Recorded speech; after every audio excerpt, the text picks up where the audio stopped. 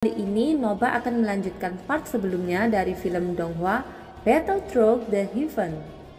Noba mengingatkan sekali lagi ya bahwa konten ini full spoiler.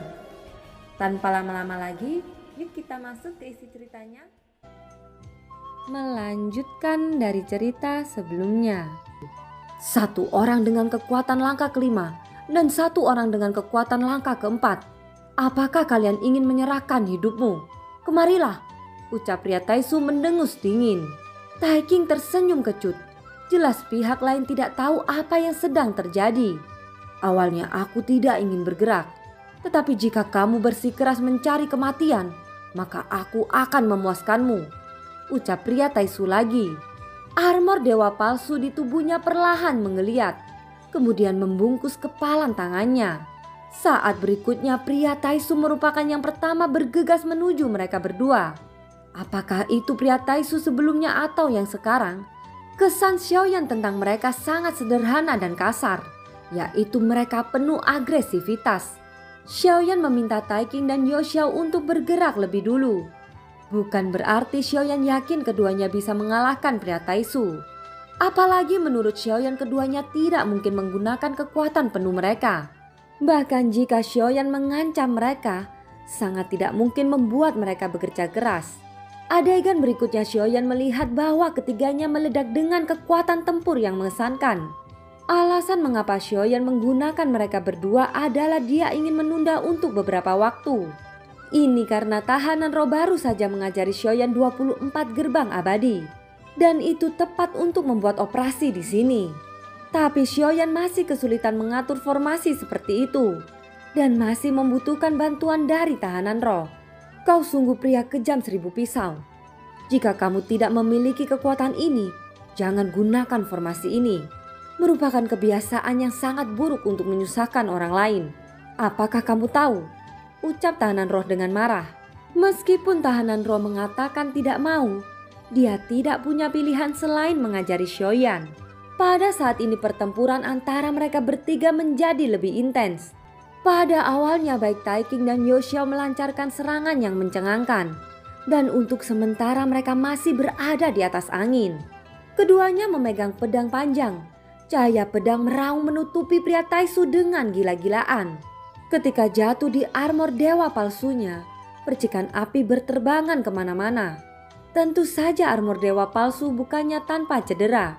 Tetapi setiap kerusakan yang terjadi dapat dipulihkan secara instan seperti cairan. Dan itu tidak dapat melukai armor dewa palsu sama sekali. Melihat serangan mengenai dadanya, armor dewa palsu berubah menjadi merah darah. Dan aura yang kuat meletus dari tubuhnya. Sosok Taisu melesat lurus ke arah Yoxiao. Dia mengangkat tinjunya dan berniat menyelesaikan yang terlemah dulu. Pukulan itu secepat guntur. Dan kekuatan abadi muncul dari tinju, langsung melipat gandakan kekuatannya. Pupil mata Yoxiao tiba-tiba menyusut pada saat ini. Dia tidak berani mengabaikan sama sekali. Dengan lambaian lengan di jubahnya, sebuah bayangan cahaya pedang besar dipadatkan. Itu dibungkus dengan kekuatan abadi yang agung. Pria Taisu tidak mengelak. Tentu saja dia tidak berniat mengelak. Tinjunya bertabrakan dengan keras menabrak cahaya pedang besar. Dengan keras tinju mendarat di pedang cahaya besar. Dan pedang cahaya itu runtuh dengan kecepatan yang merusak. Pedang cahaya hancur. Dan kecepatan sosok Taisu meningkat bukannya menurun. Wajah Yoxiao menjadi jelek. Tinjunya mendarat tepat mengenai dada Yoxiao. Pada saat itu sebuah cahaya muncul di tubuh Yoxiao. Jelas itu adalah pelindung tubuhnya. Dengan suara teredam, Yoxiao menembak ke belakang, memperlihatkan armor bagian dalam yang cekung di tubuhnya. Taisu tidak berhenti di situ. Dia yang lebih cepat langsung meraih Yoxiao yang menembak ke belakang. Meraih kepalanya dan menampar wajahnya. Kepala Yoxiao terpelintir. Pada saat yang sama pria Taisu meninju dadanya lagi mencoba mengambil jantungnya. Tetapi pada saat ini sosok Taiking muncul. Menebaskan pedang panjang yang terbungkus aura agung. Pedang suci 9 kematian, teriak Taiking dengan marah. Cahaya pedang menyapu ke arah Taisu dengan kekuatan dahsyat. Dari sudut pandang saat ini, Baik Taiking maupun Yoshio tampaknya tidak berpura-pura. Tentu saja Xiaoyan juga tahu bahwa mungkin mereka ingin berpura-pura. Tetapi mereka tidak menyangka eksistensi Taisu kali ini begitu kuat. Melihat ini mata Xiaoyan juga sedikit terfokus. Pria Taisu di depannya jelas lebih kuat dari dua orang yang telah ia bunuh sebelumnya. Jika Taiking tidak mengambil langkah tepat waktu, Yoshio pasti sudah terbunuh olehnya. Saat ini formasi Xiaoyan telah terbentuk, tetapi dia tidak terburu-buru untuk bergerak. Dia ingin melihat sampai tingkat mana Taiking dapat bertarung dengannya. Atau dengan kata lain, Xiaoyan ingin melihat apakah dia bisa mendapatkan beberapa petunjuk dari Taiking. Misalnya apakah kuil pemburu dewa berkolusi dengan Taisu. Pertempuran antara keduanya di udara menjadi sengit. Meskipun Yao Xiao kehilangan kesadarannya, dia bisa pulih dengan kekuatan pemulihan abadi. Setelah pulih dia langsung berpartisipasi dalam pertempuran. Jelas kali ini dia benar-benar lebih serius. Hanya saja ada celah besar dalam kekuatan. Yao Xiao tidak memenuhi syarat sama sekali melawan pria Taisu. Hanya Taiking yang bisa bersaing melawannya. Pria Taisu menangkap Yao Xiao dan kemudian melemparkannya dengan keras ke tanah. Yao Xiao pingsan lagi. Setelah itu pria Taisu membentuk situasi 1 lawan 1 dengan Taiking. Serangan pria Taisu secara bertahap melambat. Tetapi saat serangannya melambat, niat membunuh yang dipancarkan menjadi lebih kuat. Langkah kelima, keabadian dengan tingkat kekuatan ini memang jarang dan akan baik untuk berlatih denganmu, ucap pria Taisu memandangi Taiking. Bahkan jika Taiking memiliki 100 keengganan di hatinya saat ini, dia hanya bisa menggigit peluru dan bertarung dengannya. Tetapi bagaimanapun juga Taiking juga merupakan keabadian kaisar langkah kelima. Secara alami tidak mudah untuk mengalahkan Taiking. Justru karena inilah pria Taisu membuat Yao Xiao terluka parah dulu dan fokus berurusan dengan Taiking. Jelas dia sudah berpikir bahwa Taiking adalah yang terkuat di sini. Sedangkan untuk Xiaoyan, dia bahkan tidak menolehnya. Adapun Xiaoyan dia memandangi dua orang yang sedang bertarung dengan acuh tak acuh. Melihat nama Taisu ini, Xiaoyan sedikit mengangkat alisnya. Seolah-olah tebakan baru muncul di benaknya. Di dalam 9 peti mati pagoda emas, klon Taisu mengangkat lengannya dan melihat angka 893 di atasnya. Sebelum Xiaoyan membunuh dua pria Taisu, angka yang tertulis pada lengan avatarnya adalah 927. Setelah menggabungkan dua armor dewa palsu yang dia bunuh, angka tersebut berubah menjadi 893. Jadi begitu, kekuatan mereka diukur dengan angka dan menggunakan angka sebagai nama mereka, ucap Xiaoyan berpikir cepat dalam benaknya. Jelas angka-angka ini pasti ada artinya. Sementara itu terdengar suara emas dan besi bertabrakan di udara. Percikan api memercik kemana-mana. Taiking terhuyung-huyung dan menembak ke belakang. Dia terlihat dirugikan. Sepertinya dia masih bukan lawan dari pria Taisu yang kuat ini. Meskipun dia tidak dihancurkan, tapi Taiking tidak memiliki keunggulan saat ini. Mata Xiaoyan sedikit menyipit. 24 gerbang abadi sudah disiapkan. Melihat penampilan Taiking, kekuatan energi yin di tubuh Xiaoyan melonjak dan tiba-tiba ada fluktuasi yang kuat di sekelilingnya. 24 gerbang abadi perlahan-lahan muncul bersama. Jelas sudah waktunya bagi Xiaoyan bergerak. Ini karena dia tahu bahwa pertempuran antara Taiking dan Taisu ini tidak akan berakhir dalam waktu singkat. Taiking akan melawan dengan keras kepala, tetapi dia pasti tidak akan membunuh Taisu. Hasilnya sudah jelas, jadi saat ini tidak perlu mempertahankan hidup Taiking. Terlepas dari apakah kuil pemburu dewa bekerja sama dengan Taisu atau tidak, Xiaoyan sudah memiliki jawabannya di dalam hatinya. Dan sekarang Xiaoyan sudah memiliki rencana baru di benaknya. Jadi tidak masalah apakah keduanya bergabung atau tidak. Kekuatan energi yin dari avatar pemakan jiwa mendukung 24 gerbang abadi. Dan kekuatan jiwa yang ganas berubah menjadi tekanan spiritual yang tak tertandingi. Itu langsung menekan mereka berdua. Taiking juga merasakan niat membunuh pada saat ini. Dia segera mengangkat kepalanya menatap Xiaoyan. Aku memberimu kesempatan untuk membunuhnya, tetapi kamu jelas memilih yang terakhir. Ucap suara acuh tak acuh Xiaoyan terdengar perlahan. Taiking merasa kulit kepalanya mati rasa. Jelas dia tidak menunjukkan kekurangan apapun. Setidaknya dia merasa seperti itu. Memang pertempuran dengan pria Taisu hanya Taiking yang tahu apakah dia telah menggunakan kekuatan penuhnya. Taiking menerima berita dari Yuking bahwa tugasnya hanya perlu membawa Xiaoyan ke lantai 9.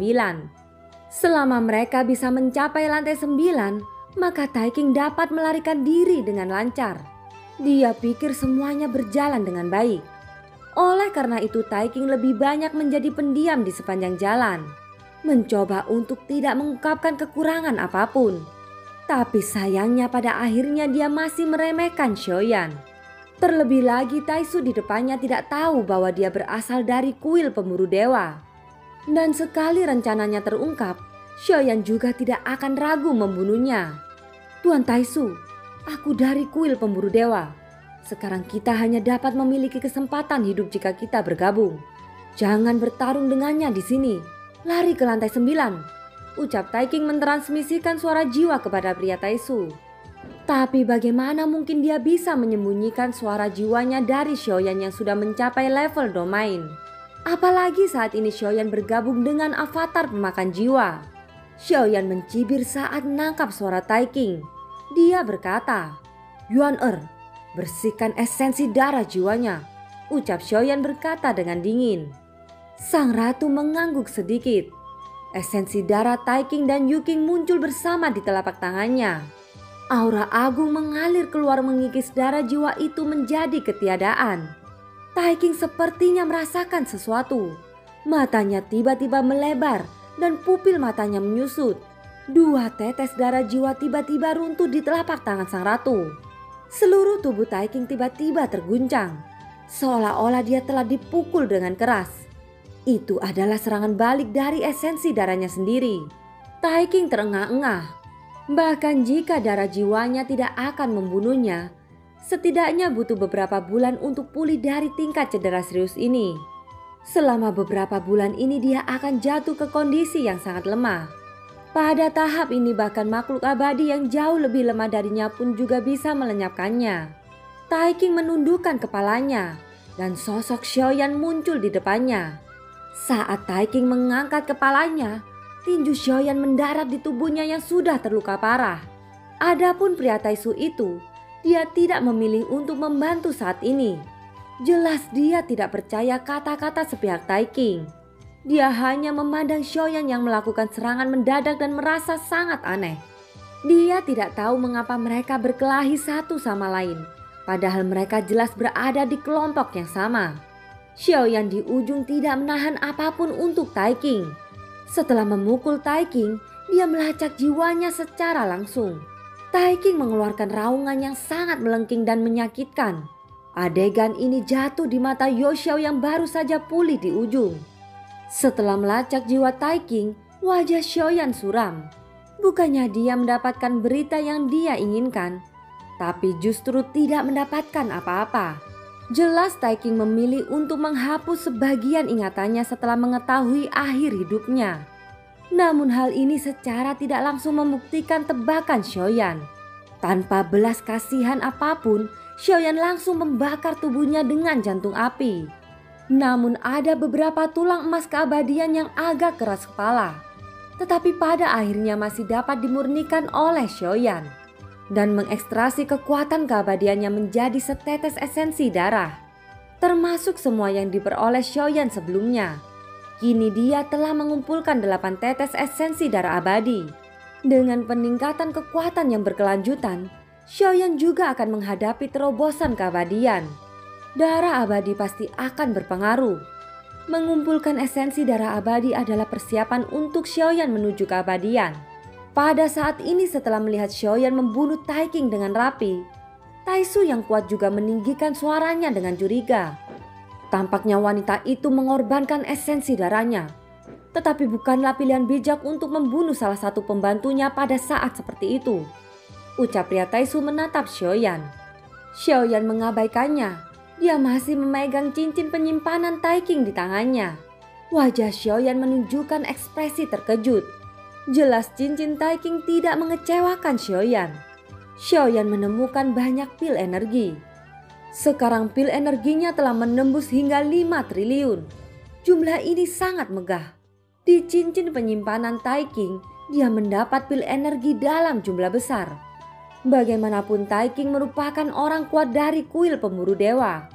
Dan memiliki sumber keuangan yang besar adalah hal yang normal. Tentu saja selain itu juga armor dan senjata ajaib.